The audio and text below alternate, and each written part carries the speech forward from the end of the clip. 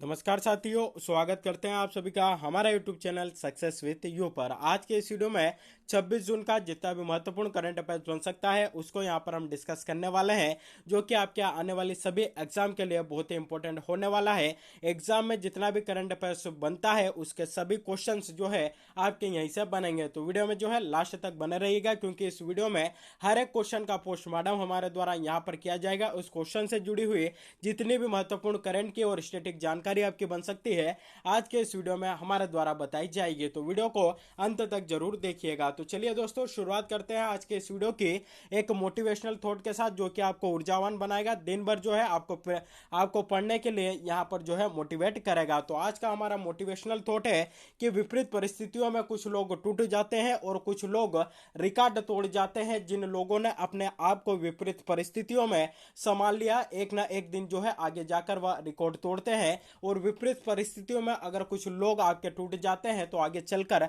वह आपके रिकॉर्ड जो है यहाँ पर नहीं तोड़ पाते हैं। इसका उदाहरण यहाँ पर हम ले सकते हैं अब्दुल कलाम आजाद, जो कि भारत के मिसाइल मैन जिन्हें कहा जाता है, जिन्होंने विपरीत परिस्थितियों में अपने आप को संभाला और अपना जो लक्ष्य था उसको जो है इन्होंने कभी नहीं छोड़ा। इसलिए जो है यह आगे चलकर भारत के मिसाइल मैन के नाम से जो है आपके जाने लगे।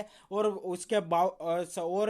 हमारे जो भारत है उसके राष्ट्रपति भी जो है आपके आगे चलकर बनते हैं। तो इसलिए हमें विपरीत परिस्थितियों से घबराना नहीं है, उनका जो है डटकर यहाँ पर सामना करना है। अगर उनका सामना हमने यहाँ पर डटकर कर लिया तो एक ना एक दिन हमारी मंजिल तक हम जरूर पहुंचेंगे। तो यही था हमारा आज का मोटिवेशनल थॉट। शुरुआत करते हैं आज के इस वीडियो की इसी मोटिवेशनल थॉट के साथ। पहला क्वेश्चन हमारा यहाँ पर निकल कर आता है कि वाणिज्य और उद्योग मंत्रालय के नए परिसर का नाम क्या है, जिसका हाल ही में प्रधानमंत्री नरेंद्र मोदी ने उद्घाटन किया है। चार ऑप्शन है: उद्योग भवन, वाणिज्य भवन, रोजगार भवन या फिर बिजनेस भवन। तो राइट आंसर दोस्तों यहाँ पर निकल कर आता है ऑप्शन बी, जिसका हाल ही में उद्घाटन किया है। और यह किस मंत्रालय का नया परिसर है? तो वाणिज्य और उद्योग मंत्रालय का नया परिसर है। इसका नया नाम क्या है? तो इसको वाणिज्य भवन के नाम से आपका जाना जाएगा। उद्घाटन किसने किया है? प्रधानमंत्री नरेंद्र मोदी के द्वारा इसका जो है आपका उद्घाटन यहाँ पर किया गया। साथ ही यहाँ पर जो है निर्यात नामक एक नया पोर्टल भी लॉन्च किया गया, जिसका फुल फॉर्म बनता है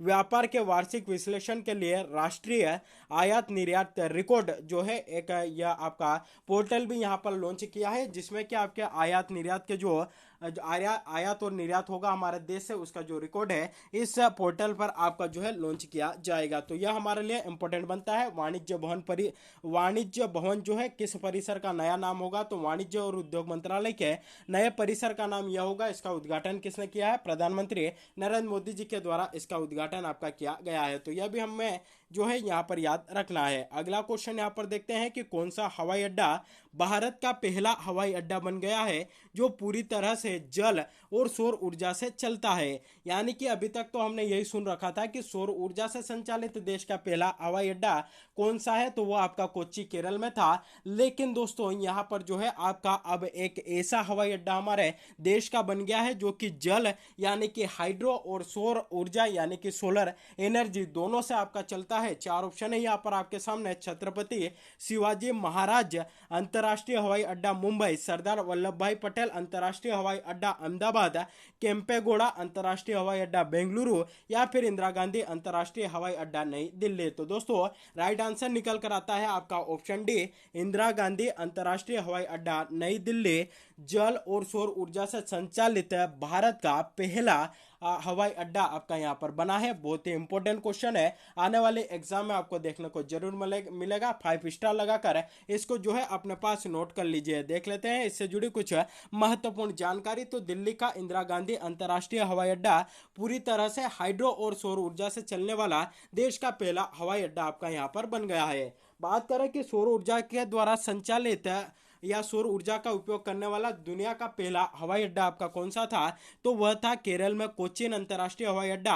और इसने कब जो है पहली बार सौर ऊर्जा का उपयोग किया था, तो वर्ष 2015 में इसने किया था। तो यह भी हमारे लिए यहाँ पर दोस्तों इंपॉर्टेंट बन जाता है। तो यह थी इससे जुड़ी पूरी जानकारी। चलिए दोस्तों अगला क्वेश्चन यहाँ पर देख लेते हैं कि ISRO Indian space research organisation ने किस देश से भारत के संचार उपग्रह GSAT-24 को सफलतापूर्वक लॉन्च किया है? चार ऑप्शन है: सूरीनाम, फ्रेंच गुयाना, पराग्वे या रीयूनियन द्वीप? तो राइट आंसर आपका यहाँ पर बनता है ऑप्शन बी, फ्रेंच गुयाना से इसरो ने भारत के संचार उपग्रह जिसका नाम है GSAT-24 को सफलतापूर्वक आपका लॉन्च किया है। देख लेते हैं इससे जुड़ी कुछ महत्वपूर्ण जानकारी। तो इंडियन रिसर्च स्पेस ऑर्गेनाइजेशन यानी कि इसरो ने बड़ी कामयाबी हासिल की है। उसने फ्रेंच कंपनी जिसका नाम है आपका एरियन स्पेस ने भारत के संचार उपग्रह GSAT-24 को सफलतापूर्वक अंतरिक्ष में आपका तैनात कर दिया है, यानी कि अंतरिक्ष में इसको आपका यहाँ पर भेज दिया है। बता दें कि इसरो ने अपनी commercial branch new space India limited के लिए यह उपग्रह भेजा है, और खास बात यह है कि यह उपग्रह से टाटा कंपनी को लाभ होगा। कंपनी ने GSAT-24 उपग्रह लीज पर आपका लिया है। तो देखिए कहीं ना कहीं अभी तक हमने यहाँ पर सुना था कि जमीन जो है आपकी लीज पे ली जाती है, अदर आइटम्स जो होते हैं वो आपके लीज पर यहाँ पर लिए जाते हैं, लेकिन ऐसा पहली बार हमें यहाँ पर सुनने को मिल रहा है कि किसी के द्वारा यहाँ पर जो है आपका ये जो उपग्रह छोड़ा गया है इसको आपका लीज पर लिया है। किसने लिया है? तो टाटा कंपनी के द्वारा लिया गया है, जो कि हमारे भारत की ही एक कंपनी है। तो यह हमारे लिए यहाँ पर इंपॉर्टेंट बन जाता है। GSAT-24 को सफलतापूर्वक लॉन्च किया किसने किया है? इसरो ने किया है, लेकिन कहां से किया है? फ्रेंच गुयाना से आपका किया है, और वहां की जो आपकी स्पेस एजेंसी है उसका नाम क्या है? तो एरियन स्पेस है उसका जो है आपका नाम है। तो यह भी हमारे लिए यहाँ पर इंपॉर्टेंट बन जाता है। अगला क्वेश्चन है, बहुत ही इंपॉर्टेंट क्वेश्चन है,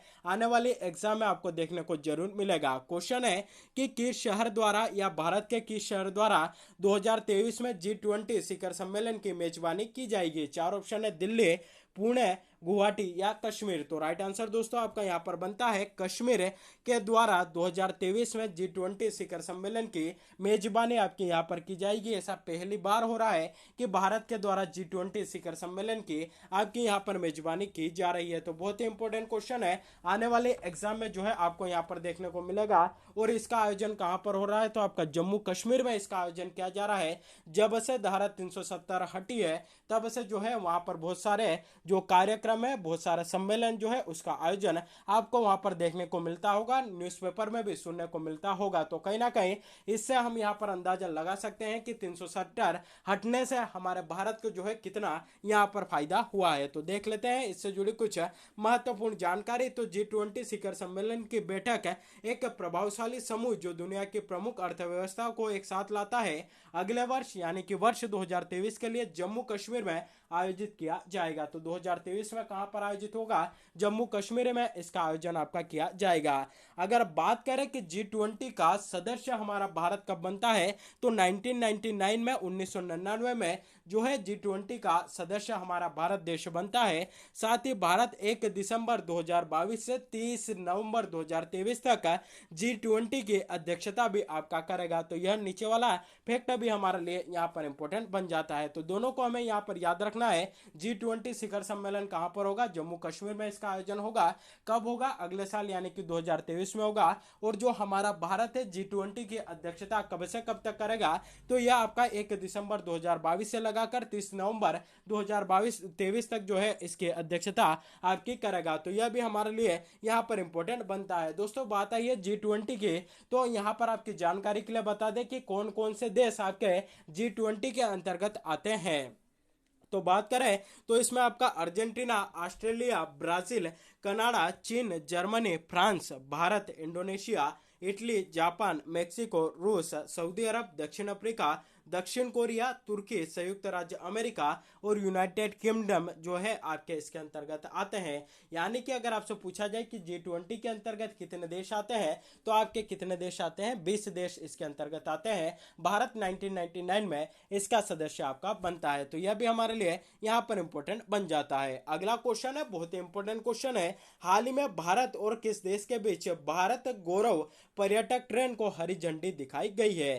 तो भारत गौरव पर्यटक ट्रेन यानी कि इसके नाम से ही यहाँ पर स्पष्ट होता है कि पर्यटकों को एक स्थान से दूसरे स्थान तक ले जाने के लिए, एक देश से दूसरे देश तक ले जाने के लिए इस ट्रेन की जो है आपकी शुरुआत की गई है। ट्रेन का नाम है भारत गौरव पर्यटक ट्रेन। तो यह भारत और किस देश के बीच आपकी हाल ही में शुरू की गई है? तो राइट आंसर यहाँ पर आपका बनता है भारत और नेपाल के बीच इसको जो है शुरू किया गया है। देख लेते हैं इससे जुड़ी जानकारी। तो भारत और नेपाल में रामायण सर्किट से जुड़े स्थानों को जोड़ने वाली पहली भारत गौरव पर्यटक ट्रेन को नई दिल्ली के सफदरगंज रेलवे स्टेशन से हरी झंडी आपकी यहाँ पर दिखाई गई है। केंद्रीय रेल मंत्री जिनका नाम है अश्विनी वैष्णव ने पर्यटन और संस्कृति मंत्री जी किशन रेड्डी के साथ ट्रेन को हरी झंडी आपकी यहाँ पर दिखाई है। तो कहां से कहां तक भारत गौरव पर्यटक ट्रेन जो कि आपकी भारत की पहली ट्रेन होगी, कहां से कहां तक चलेगी, तो भारत और नेपाल के बीच जो है ये आपकी चलेगी। और इसको हरी झंडी यानी कि इसको रवाना किसने किया, तो जो देश के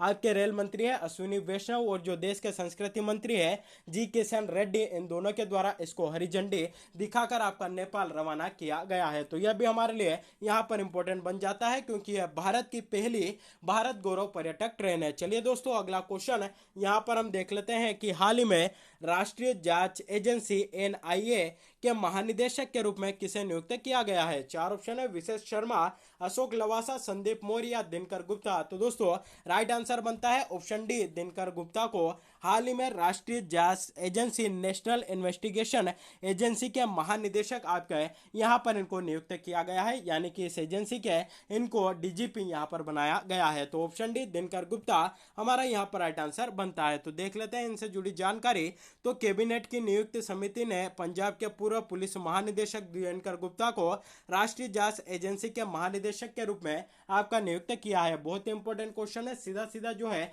एग्जाम में यह आपको देखने को मिलेगा। तो दिनकर गुप्ता यहाँ पर हमारा राइट आंसर बन जाता है। बात आई है यहाँ पर एनआईए की, नेशनल इन्वेस्टिगेशन एजेंसी की, तो इससे जुड़ी कुछ महत्वपूर्ण जानकारी यहाँ पर हम देख लेते हैं। अगर बात करें कि इसका मुख्यालय कहाँ पर स्थित है, तो भारत की राजधानी नई दिल्ली में इसका मुख्यालय स्थित है। एनआईए के संस्थापक कौन है, तो राधा विनोद राजू को एनआईए के आपके संस्थापक माना जाता है। और एनआईए की स्थापना आपकी कब होती है, तो 31 दिसंबर 2008 में इसकी आपकी स्थापना की जाती है। तो दोस्तों यह भी हमारे लिए इंपॉर्टेंट बन जाता है। अगला क्वेश्चन है कि राष्ट्रीय एमएसएमई पुरस्कार 2022 में किस राज्य को प्रथम पुरस्कार से सम्मानित किया गया है। चार ऑप्शन है, केरल, पंजाब, गुजरात या ओडिशा। तो राइट आंसर आपका बनता है ऑप्शन डी, ओडिशा को 2022 का जो राष्ट्रीय एमएसएमई पुरस्कार है उससे जो है इसको सम्मानित किया गया है। तो किस राज्य को सम्मानित किया है, तो ओडिशा को आपका यहाँ पर सम्मानित किया गया है। तो इसको जो है आपका एमएसएमई पुरस्कार यहाँ पर मिला है और किस श्रेणी में मिला है,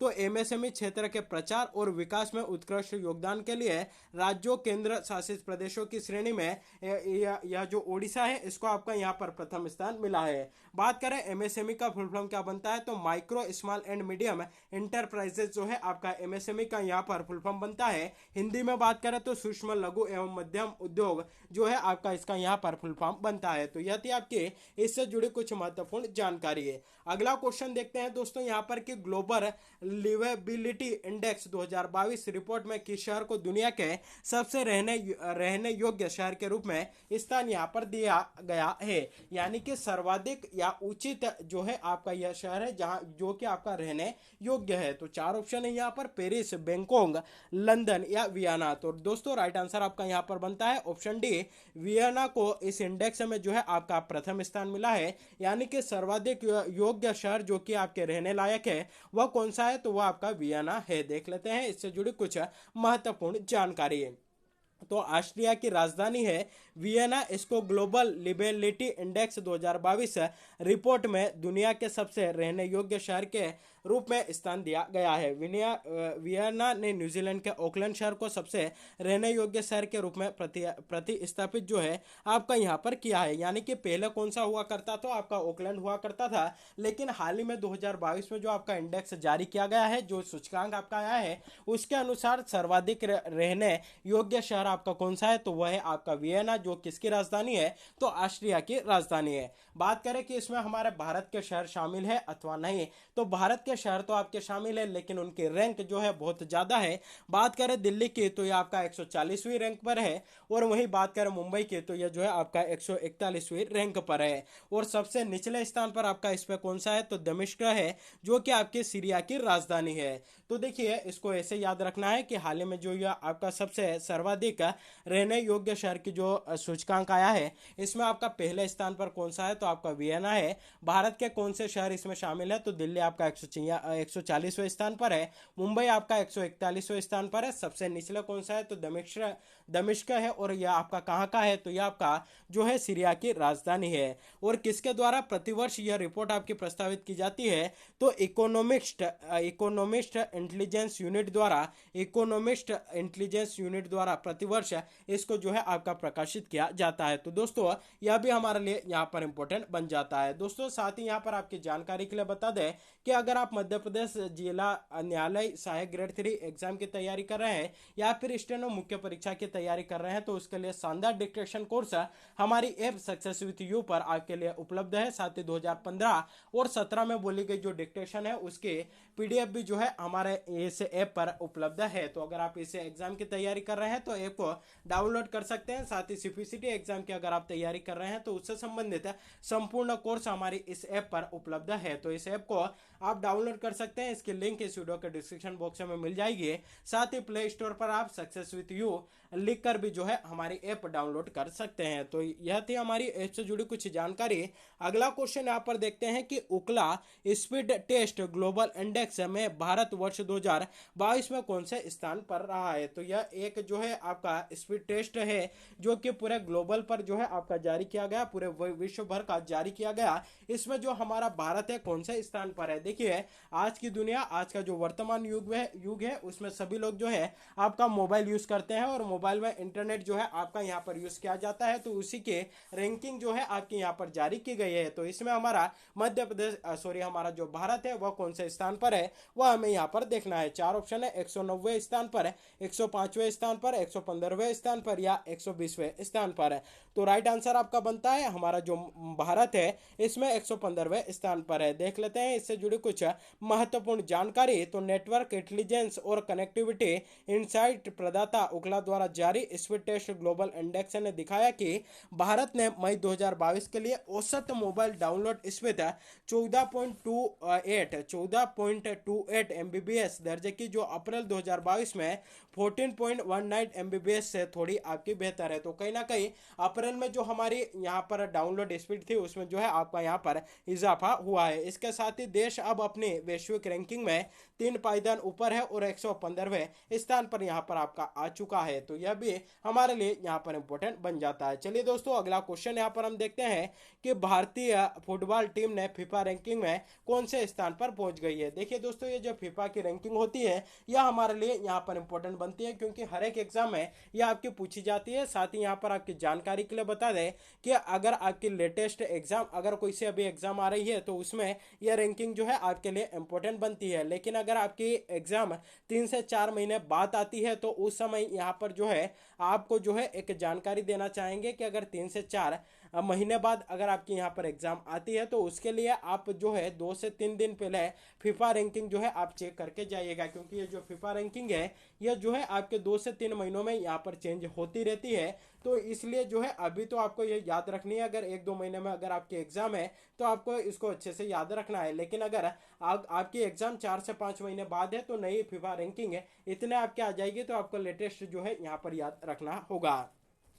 तो हाल ही में जो जारी की गई है उसमें हमारा जो भारत देश है वह आपका 104वें स्थान पर है। तो चलिए देख लेते हैं इससे जुड़ी कुछ महत्वपूर्ण जानकारी। तो एशिया कप फुटबॉल के लिए हाल ही में क्वालिफाई करने वाली भारतीय पुरुष फुटबॉल टीम को इसका फायदा भी मिलता दिख रहा है क्योंकि वह जारी नवीनतम फीफा विश्व रैंकिंग में 2 स्थान की छलांग लगाकर 104वें स्थान पर आपका पहुंच गया है। ब्लू टाइगर्स टीम न्यूजीलैंड 103 से 1 पायदान नीचे है। तो यह हमारे लिए जो है यहाँ पर हमारे लिए इंपॉर्टेंट बन जाता है। तो यह थी आपकी फीफा रैंकिंग से जुड़ी हुई कुछ महत्वपूर्ण जानकारी। चलिए दोस्तों अब कल का जो मध्य प्रदेश हमारा जो करंट अफेयर्स था उसका एक बार हम रिवीजन कर लेते हैं। पहला क्वेश्चन था केंद्रीय वाणिज्य और उद्योग मंत्री पीयूष गोयल ने किस देश में मैंगो फेस्टिवल का उद्घाटन किया है। तो इनके द्वारा बेल्जियम में इसका उद्घाटन किया गया था। अगला क्वेश्चन था कि gold refining and recycling report के अनुसार भारत 2021 में कितने टन रिसाइकल करके दुनिया का चौथा सबसे बड़ा गोल्ड रिसाइकलर बनकर उभरा है। तो राइट आंसर आपका बनता है 75 टन सोने का जो है इसने इसने जो है यहाँ पर रिसाइकल किया था। अगला क्वेश्चन था कि भारतीय पुरुष फुटबॉल टीम के कप्तान सुनील छेत्री अंतर्राष्ट्रीय फुटबॉल इतिहास में संयुक्त रूप से 5वें सबसे ज्यादा गोल करने वाले खिलाड़ी बन गए हैं। उन्होंने अब किसके रिकॉर्ड की बराबरी कर ली है? तो राइट आंसर यहाँ पर बनता है उन्होंने फेरेंग के रिकॉर्ड की यहाँ पर बराबरी कर ली है। तो यह भी इंपॉर्टेंट बनता है। अगला क्वेश्चन था कि हाल ही में संस्कृति मंत्री जी किशन रेड्डी ने किस शहर में ज्योतिर्गमय उत्सव का शुभारंभ किया है? तो राइट आंसर आपका बनता है इनके द्वारा नई दिल्ली में इस उत्सव का शुभारंभ किया गया था। अगला क्वेश्चन था हाल ही में विश्व बैंक ने किस राज्य में वर्षा आधारित खेती को बढ़ावा देने की परियोजना को मंजूरी दी है? तो उत्तराखंड में यह परियोजना को मंजूरी दी गई है। अगला क्वेश्चन था कि हाल ही में जारी रिपोर्ट के अनुसार नवीकरणीय ऊर्जा के मामले में भारत कौन से स्थान पर है? तो इसमें हमारा जो भारत है वह आपका तीसरे स्थान पर है। ऑप्शन थर्ड है यहाँ पर हमारा राइट आंसर बनता है। अगला क्वेश्चन था कि हाल ही में प्रधानमंत्री नरेंद्र मोदी ने किस शहर में मस्तिष्क अनुसंधान केंद्र का उद्घाटन किया है? तो दोस्तों राइट आंसर बनता है इनके द्वारा बेंगलुरु में मस्तिष्क जो अनुसंधान केंद्र है उसका उद्घाटन आपका किया गया था। अगला क्वेश्चन है कि हाल ही में कौन सा राज्य एक राष्ट्र एक राशन कार्ड योजना लागू करने वाला देश का 36वां राज्य बना है? तो राइट आंसर बनता है हमारा जो असम राज्य है। हाल ही में एक राष्ट्र एक राशन कार्ड योजना लागू करने वाला 36वां राज्य बन गया है। अगला क्वेश्चन है हाल ही में केंद्र सरकार द्वारा सिंगल यूज प्लास्टिक पर कब से पूर्णतया प्रतिबंध लगाया जाएगा? तो राइट आंसर आपका बनता है 1 जुलाई 2022 से पूर्णतः आपका प्रतिबंध लगाया जाएगा। अगला क्वेश्चन था कि हाल ही में federation of international cricket association की पहली महिला अध्यक्ष कौन बनी है? तो लिसा स्टालेकर हाल ही में फीफा की जो है आपकी यहाँ पर पहली महिला अध्यक्ष बनी है। अगला क्वेश्चन दोस्तों यहाँ पर हमने देखा था जो कि कल आपसे पूछा था कि हाल में कौन सा राज्य एक राष्ट्र एक राशन कार्ड योजना लागू करने वाला 36वां राज्य बन गया है? तो राइट आंसर आपका बनता है असम इसका राइट आंसर बनता है। आज का प्रश्न जिसका आंसर आप सभी को कमेंट बॉक्स में छापना है, क्वेश्चन है कि किस शहर द्वारा 2023 में G20 शिखर सम्मेलन की मेजबानी की जाएगी? 4 ऑप्शन है दिल्ली, पुणे, गुवाहाटी या कश्मीर। तो दोस्तों इसका जो भी राइट आंसर बनता हो, जो भी सही जवाब बनता हो, उसका जवाब आपको हमें यहाँ पर कमेंट करके बताना है। जिसका राइट आंसर आएगा कल के वीडियो में उसका आंसर उसके नाम के साथ यहाँ पर हमारे द्वारा डिस्कस किया जाएगा। तो दोस्तों यह था हमारे आज के करंट अफेयर्स का सेशन। वीडियो कैसा लगा कमेंट करके जरूर बताइएगा। साथ ही वीडियो अच्छा लगा हो तो वीडियो को अधिक से अधिक लोगों तक शेयर करिएगा, वीडियो को लाइक करिएगा। चैनल पर पहली बार विजिट कर रहे हैं तो चैनल को सब्सक्राइब भी जरूर करिएगा। बेल नोटिफिकेशन को प्रेस करके रखिएगा ताकि जब भी वीडियो अपलोड हो इसके नोटिफिकेशन आप तक पहुंच जाए। तो आज के लिए बस इतना ही, मिलते हैं अगले वीडियो में, तब तक के लिए जय हिंद।